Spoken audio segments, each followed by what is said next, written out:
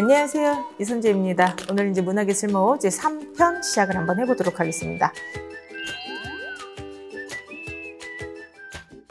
자, 오늘 이제 여러분께서 보내주신 사연을 좀 선택을 해봤는데, 오늘의 그 사연의 그 주제는 그 선택에 대한 거예요. 그래서 여러분들 우리가 살면서 매번 선택을 하죠. 근데 여러분들 그 선택을 한다면 주로 뭘 하죠? 후회를 하지 않습니까? 뭐 멀리 갈 것도 없습니다. 우리가 시험장에 가서 맨날 시험장 갔다 나왔을 때 드는 그게 뭐야? 3번이었구나 정답이. 그러면은 내가 왜 3번을 선택했지? 2번을 찍을 걸. 그렇죠? 그래서 맨날 그 후회를 하지 않습니까? 그래서 어떻게 보면은 이 선택하고 그 후회라고 하는 이 두 가지 키워드는 우리 인생을 평생을 따라다니는 것 같아요. 그래서 오늘 여러분들의 사연 두 가지를 한번 가져왔는데, 이분들은 또 어떠한 것 때문에 이렇게 고민하고 있는지 한번 들어보도록 하겠습니다. 자, 사연을 보내주신 분은 루빈님이세요. 안녕하세요 선생님. 전 교행지역 선택이 고민입니다. 작년에 면접에서 떨어져서 자신감이 하락된 상태입니다. 이번 국가집에서 407점 받았지만 필기 합격을 하지 못한 점사라 자신감이 더욱 떨어졌어요. 이번 지방직 잘 보셨는지 모르겠어요. 제 실력을 믿고 원하는 지역으로 갈지 아니면 하향 지원해서 안전에 갈지 고민입니다. 제 자신을 믿는 방법을 모르겠어요.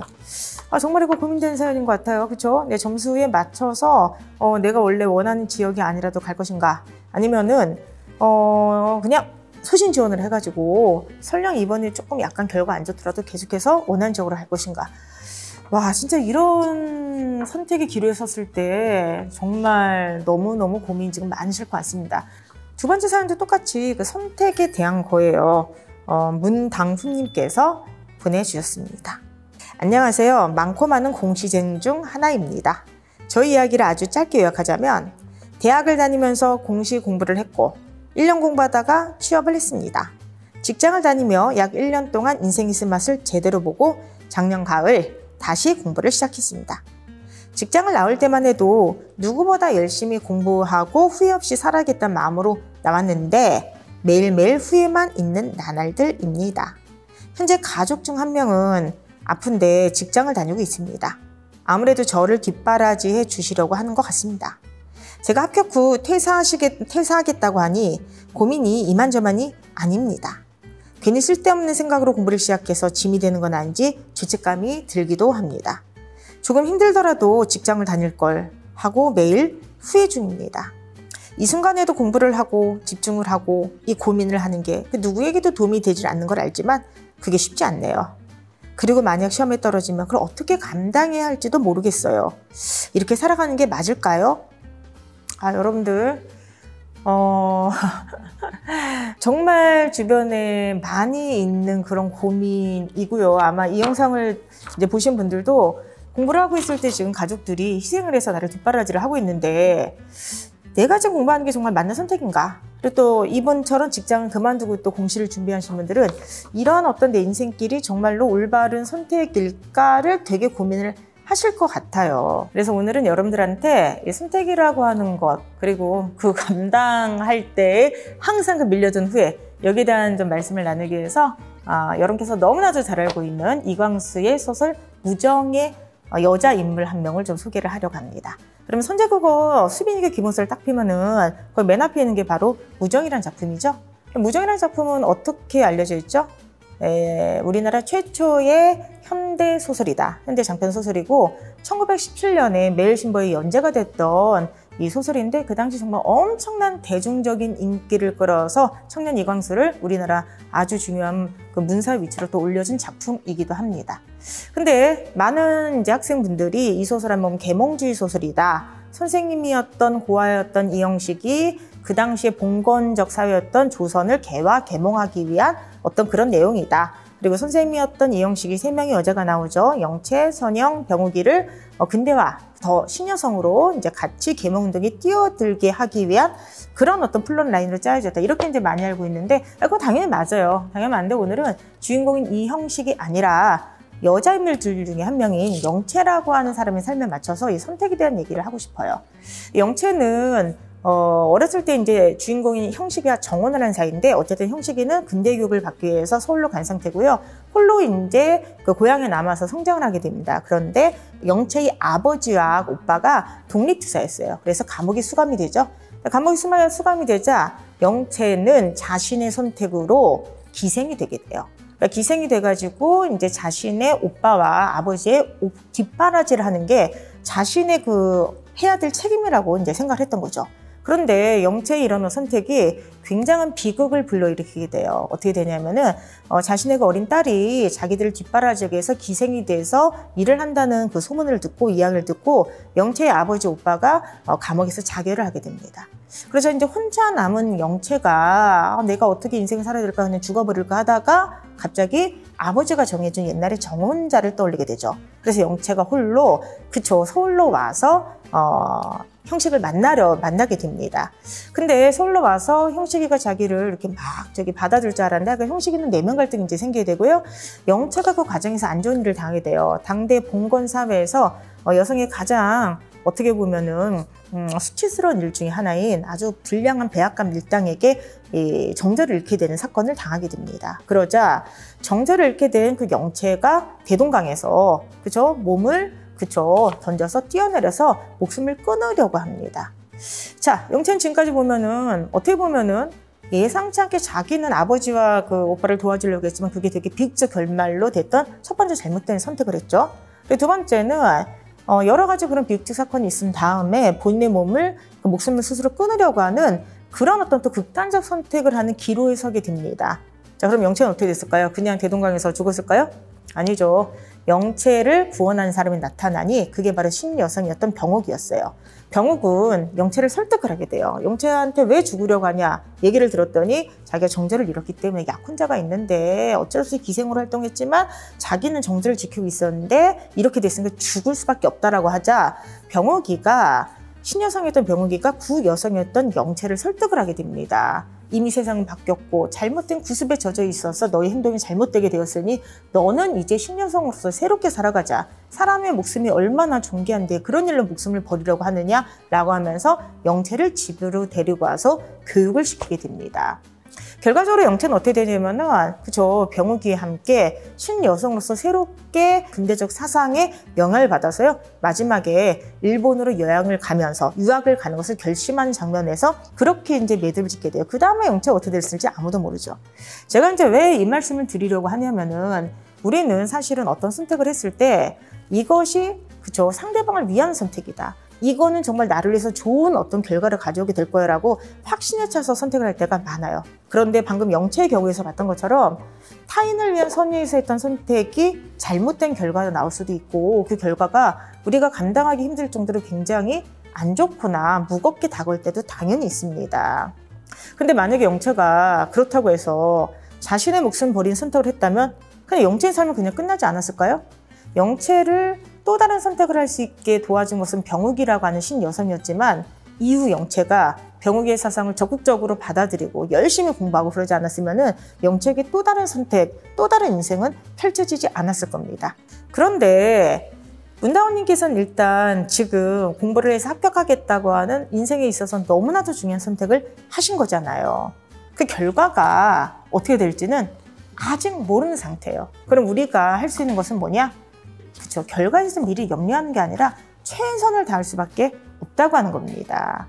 근데 만약에 우리가 결과에 대한 두려움 때문에 만약에 영채에게 병옥이가 당신을 공부를 해서 새로운 인생을 살아보자고 했을 때 영채가 그걸 거부를 했다면 아마 영채는 대동강에서 목숨 건졌지만 사회적 목숨 끝났을 거예요. 다시 아마 평양으로 가서 기생으로서의 삶을 살다가 평생을 자기 울타리 안에서 있지 않았을까라 생각을 해요. 영채가 새로운 인생을 살아갈 수 있었던 계기는 병옥이었지만 영채가 새로운 신여성으로서 계몽의 주체로서 설 수 있었던 이유는 영채의 결단력, 그리고 결과를 두려워하지 않고 실행하는 용기, 이것이 아니었을까 생각합니다. 그래서 제가 오늘 이 사연을 보내주신 님께 꼭 말씀을 드리고 싶은 거는 결과에 대한 그런 두려움 때문에 선택을 했을 때 용기와 결단을 포기하지 않으셨으면 좋겠어요. 그 결과에 대한 책임은요, 어떤 인간도 온전히 자기가 질 수가 없습니다. 그런데 여러분, 결과에 대한 모든 책임은 나한테 있는 것은 맞지만 일어나지 않은 일에 대한 불안감 때문에 지금의 결단, 지금의 어떤 행동을 멈춰버린다면은 결과적으로 대동강에서 목숨을 건졌지만 다시 기생이 될 수밖에 없었던 영채의 삶을 우리가 선택하는 거랑 똑같다고 생각합니다.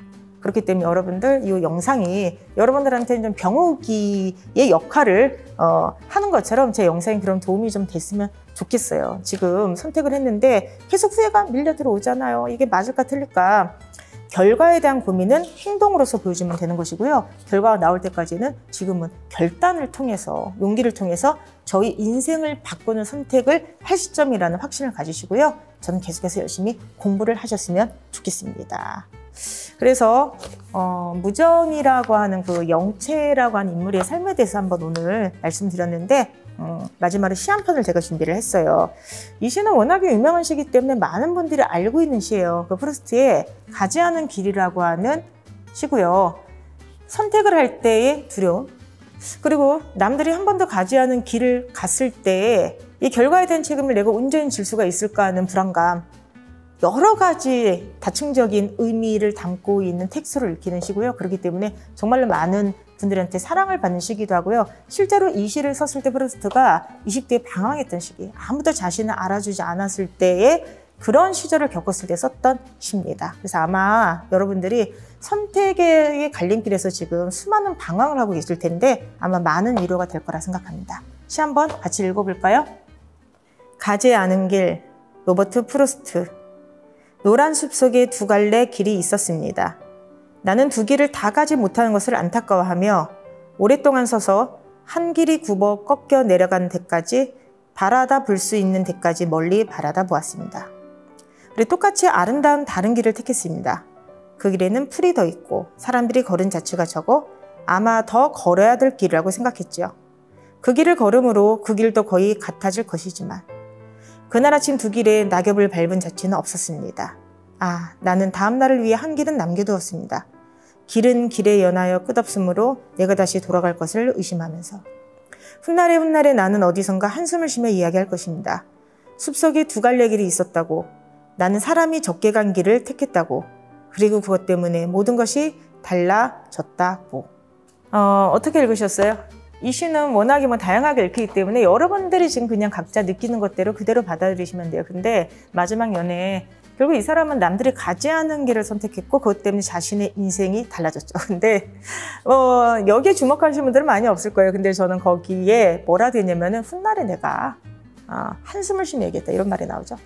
결과적으로 얘기하면은 두 갈래 길에서 어떤 길을 선택하든, 가지 않은 길을 선택하든 많이 간 길을 선택하든 간에 우리 인생은 어떻게 보면 다른 풍경을 보며 살 수밖에 없다는 거죠.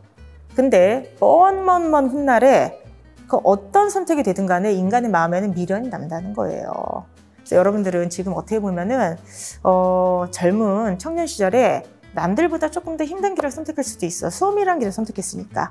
남들은 가지 않은 길이지. 근데 제일 중요한 거는 그 선택을 한 결단을 내린 용기가 여러분들의 인생길을 더욱더 아름답게, 아름다운 풍경이 가득한 숲길로 바꿀 거라고 저는 생각을 합니다. 이신혜 님이세요.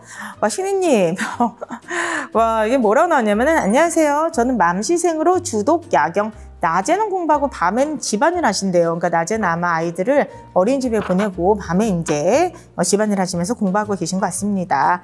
이번 국가직 필기시험은 매우 잘 봐서 면접 준비 중입니다. 최종 합격하셨죠? 국어 약자라서 이선재 선생님의 모든 커리를 따르고 모의고사까지 열심히 공부해서 결과가 좋게 나와서 너무 감사드립니다. 기회되면 찾아와서 인사드리겠습니다. 아니 이렇게 영상으로 사연 보내주신 것만 해도 저는 너무나도 감사드리고 충분한 정말 인사가 됐어요. 모든 수험생들이 다 힘드시겠지만 정말 맘시생 분들은요 사실 그 육아라고 하는 것은 나의 의지와 상관없이 시간과 노력이 필요한 거잖아요. 근데 그 힘든 시간을 버티시고 본인의 선택으로 인해서 어떻게 보면은 정말 좋은 결과까지 가져갈 수가 있어서 미리 축하를 드립니다. 자, 오늘 이 맘생이었던 신혜님의 이 기운이 여러분들한테 쫙 퍼졌으면 좋겠습니다. 자, 이제 오늘 3화를 이제 마무리를 할 시간이 되는데요. 우리 인생에서 모든 선택이 항상 만족감으로 오면 얼마나 좋을까? 근데 당장 오늘 내가 점심 뭐 먹을까, 저녁은 뭐 먹을까? 그 순간에도 선택할 때 항상 후회가 남잖아요. 왜냐면 내가 먹고 있다가 남이 먹는 거 보면은 저게 더 맛있어 보이는데 인생은 항상 선택이라는 단어와 후회라는 단어는 쌍생아처럼 같이 따라다닐 수밖에 없다고 생각을 합니다. 그러나 제일 중요한 거는 나의 선택으로 나의 인생길의 풍경이 변화가 된다. 그리고 그 선택을 하는 용기와 결단이 없다면 내 인생은 한 걸음 더 나가지 못할 것이다. 여러분들의 지금 선택을 했던 결단 힘을 믿으시고요. 우리 학교까지 우리 인생의 풍경이 변할 수 있도록 쭉 달려갔으면 좋겠습니다. 자, 저희는 그럼 다음에 제 4화에서 만나 뵙기로 할게요. 안녕.